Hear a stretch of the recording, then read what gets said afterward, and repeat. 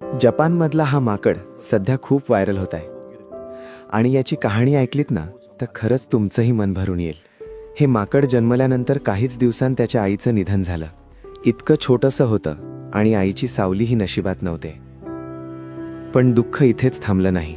प्राणी संग्रहालयातील इतर माकडांनीही त्याला स्वीकारायला नकार दिला. त्यामुळे त्याला वेगळं एकटं ठेवलं जाऊ लागलं. हळूहळू त्याला एकटेपणाची जाणीव होऊ लागली. तो शांत राहू लागला, जणू आतून पूर्णपणे तुटून गेला होता. मग एके दिवशी प्राणी संग्रहालयात आलेल्या एका मुलाने खोडकरपणाने माकडासारखं दिसणारं एक खेळणं त्याच्या पिंजऱ्यात फेकलं. कदाचित तो फक्त मजाक होता, पण त्या छोट्या माकडासाठी तेच खेळणं त्याचं सगळं जग बनलं. ते खेळणं इतक्या प्रेमाने पकडलं जणू त्याचं आपलंच कोणीतरी सापडलं होतं. तो त्याच्यासोबत खेळू लागला, त्याला मिठी मारून बसू लागला, मांडीवर डोकं ठेवून झोपू लागला आणि इतर माकडांपासूनही त्याला दूर ठेवू लागला.